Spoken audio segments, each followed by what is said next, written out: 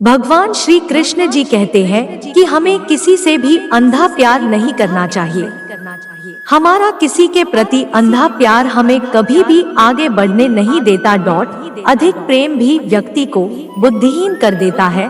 श्री कृष्ण कभी भी हमारा हाल नहीं पूछते, पर वो हमारी सब खबर रखते हैं। श्री कृष्ण अपने सच्चे भक्तों पे हर घड़ी नजर रखते हैं। भगवान कृष्ण को भगवान विष्णु के 8वें अवतार के रूप में और अपने आप में सर्वोच्च भगवान के रूप में पूजा जाता है।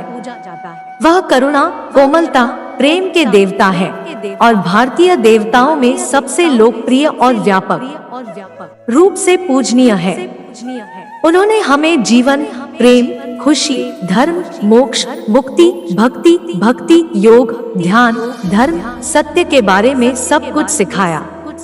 आइए जानते हैं श्री कृष्ण के श्री मुख से निकले कुछ अनमोल वचनों को।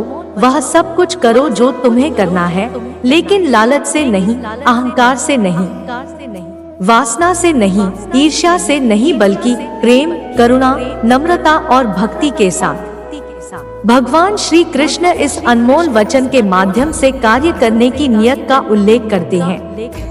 जब किसी भी कार्य करने में अगर लालच होगा, बेईमानी होगी, जलन होगी, तो वो काम न तो सही होगा और न ही उसके परिणाम फलदायी होंगे।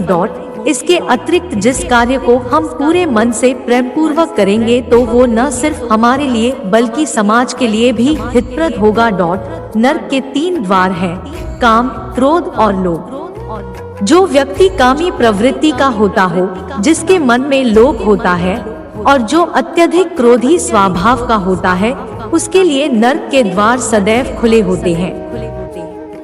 अर्थात ऐसे व्यक्ति को तो सिर्फ नरक में ही जगह मिलती है। मैं ही सृष्टि का आदि, मध्य और अंत हूँ। भगवान श्री कृष्ण ही इस सृष्टि के पालनहार है।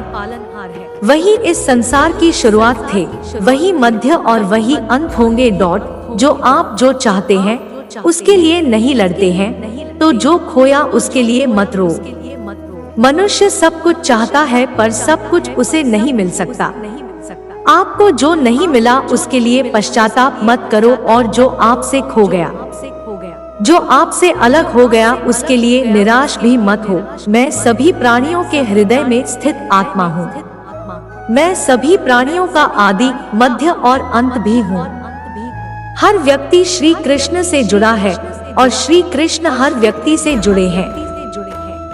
वही हमारे आदि, मध्य और अंत है। ठंड या गर्मी, सुख या दर्द का अनुभव करें। ये अनुभव क्षणभंगुर है, वे आते हैं और जाते हैं। उन्हें धैर्यपूर्वक सहन करें। समय एक सा नहीं रहता।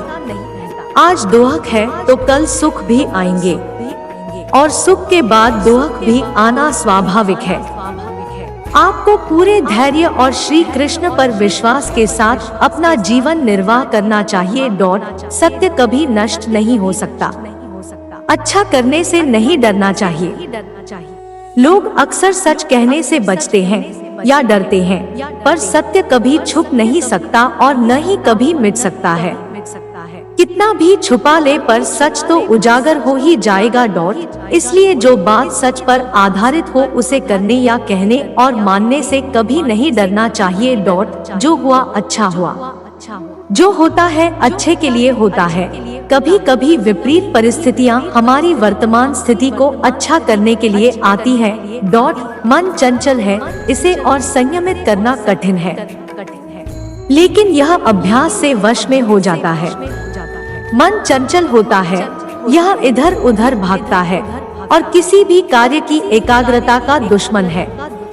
लेकिन यदि यह व्यक्ति के वश में हो जाए तो इससे अच्छा कोई मित्र नहीं है। मन को एकाग्र करना जरूरी है, बस थोड़े से प्रयास और अभ्यास की जरूरत है।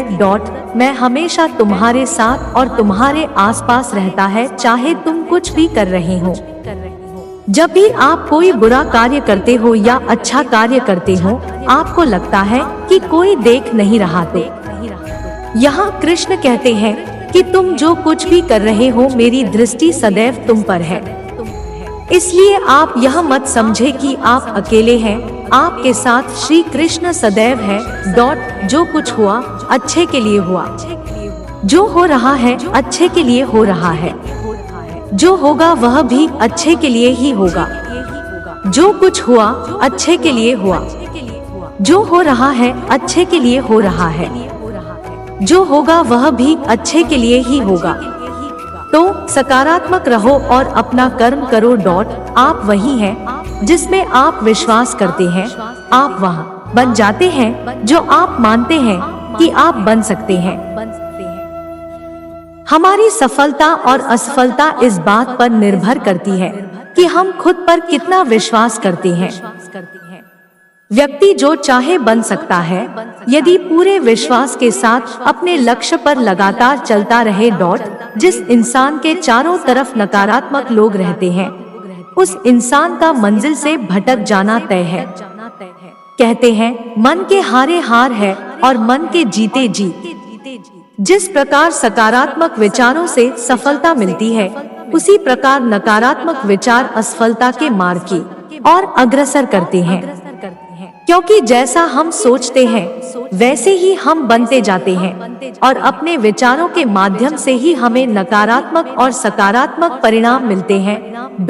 जहाँ भी सभी मनुष्यों के स्वामी कृष्ण हैं और जहाँ अर्जुन सर्वोच्च धनुर्धर है वहाँ भी निश्चित रूप से ऐश्वर्य, विजय, असाधारण शक्ति और नैतिकता होगी।